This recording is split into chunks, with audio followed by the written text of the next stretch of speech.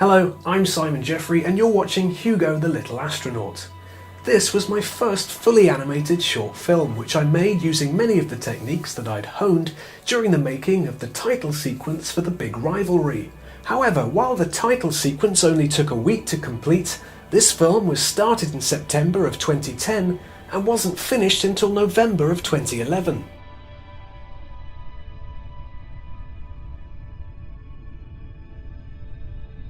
The design of the ship actually changed from its first incarnation, as I did some maths later on and worked out that the scale of the inside versus the outside didn't quite add up, and so I realised that the ship needed to actually be quite a lot bigger in order for it to house something like an indoor tram system as seen in the film.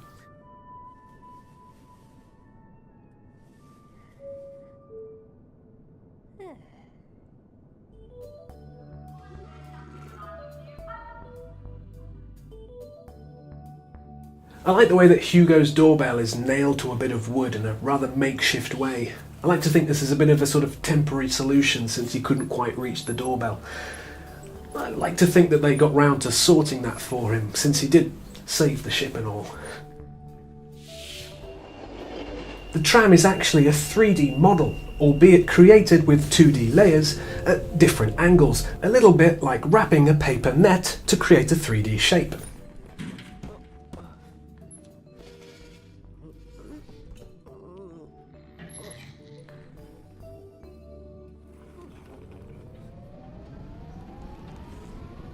Throughout the film, I found myself wrestling with this issue of what the future might look like realistically and what an audience, potentially a relatively young audience, might be able to instantly recognise. Which is why you get things like the seats on the bus and the stop button, which are made deliberately recognisable rather than some kind of futuristic sci-fi button.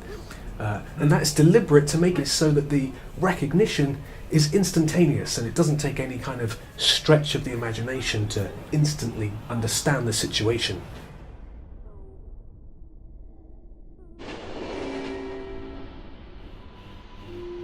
The sign "Drink at Bert's" is a little subtle reference to a film that as yet remains unreleased from the Milano back catalogue called Party at Bert's, which was filmed back in 2007, starring myself and Edward Frizzell, as well as a number of extras who I'm sure are eager to see the film completed one day.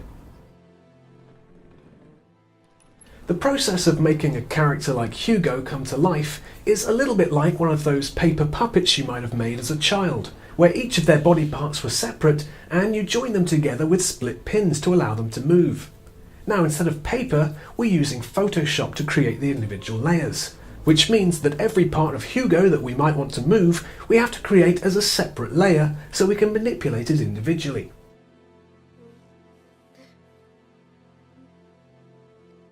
Unlike a lot of animated films, all the sound and voice work on Hugo was done at the very end of production.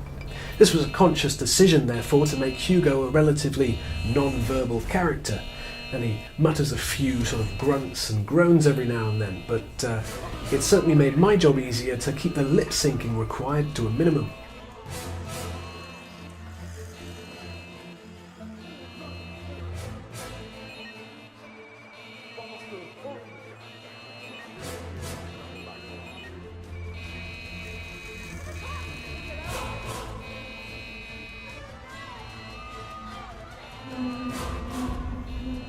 So this is the point in the film where Hugo decides that if no one else is going to save the day, it might as well be him.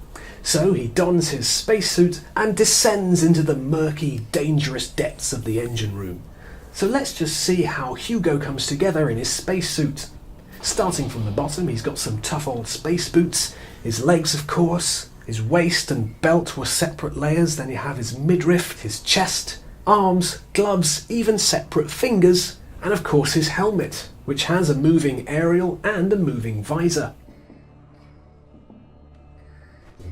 Get out of here! Edward Frizzell provides the vocals for the character who shouts "Get out of here!" to Hugo as he makes his way through the dangerous engine room. The visual design of the character is actually loosely based on DeForest Kelley's character Dr. McCoy from the original Star Trek series.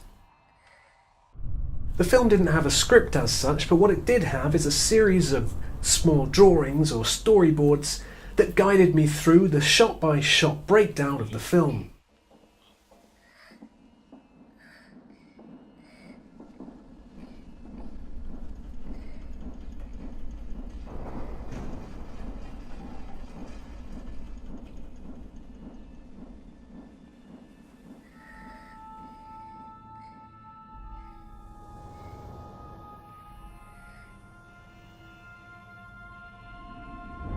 This scene, in which Hugo has to crawl on his belly over the dangerous precipice, was added quite late in production when I realised that the scene just didn't seem tense enough. In fact, the original version of the story would have ended by now and we'd probably be well into the credits. So I thought back to my film school knowledge and remembered that one of the basic rules of storytelling is to put your hero in some kind of danger. And this is what I came up with. Okay, so you could say I took it a little bit literally by simply hanging Hugo off a big drop, but when you're working to a relatively short timescale like I was, sometimes you have to work with broad brushstrokes.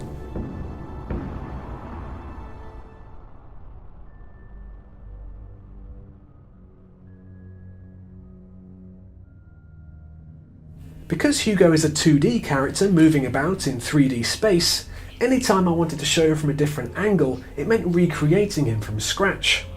This meant that if I wanted to have him move from being front on to side on, I had to think quite creatively around it. You might think this would be quite limiting, but in a way it sort of informed the visual language of the film.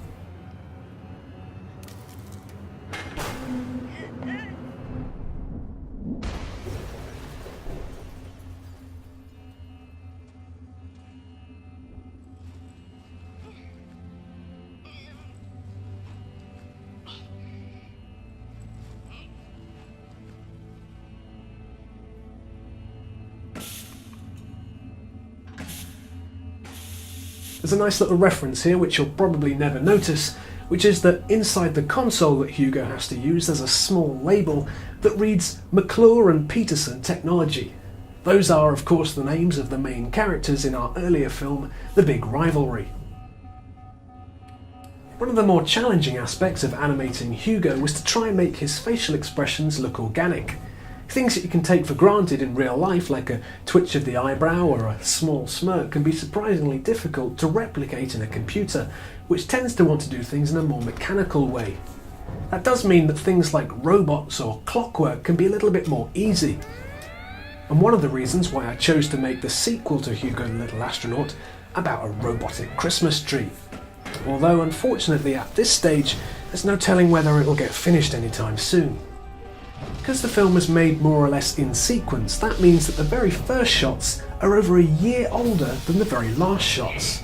As such, there's sometimes quite a noticeable difference in the level of complexity in some of these shots.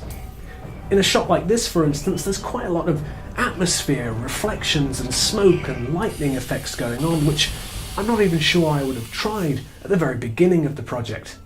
So, in a way, it's quite a telling document to my own progress as an animator, as I became a bit more confident as the time went along.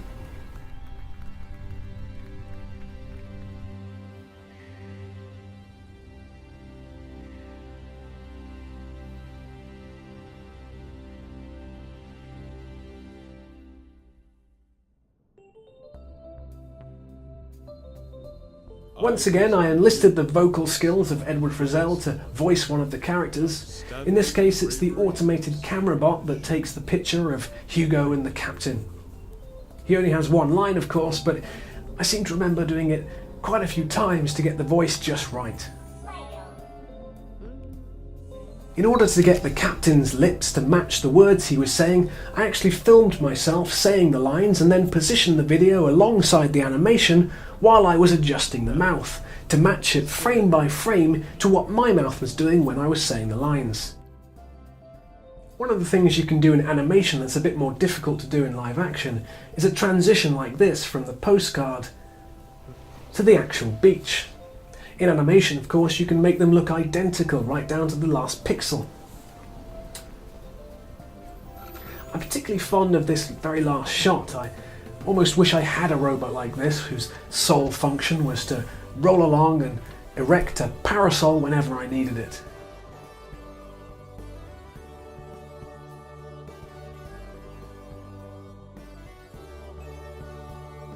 So, there you have it. Hugo saved the ship and he made it to that holiday island after all.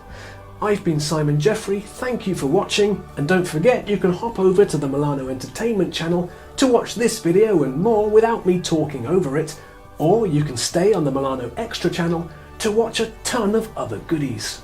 Thanks for watching, see you next time on something. Bye! What a shambolic ending.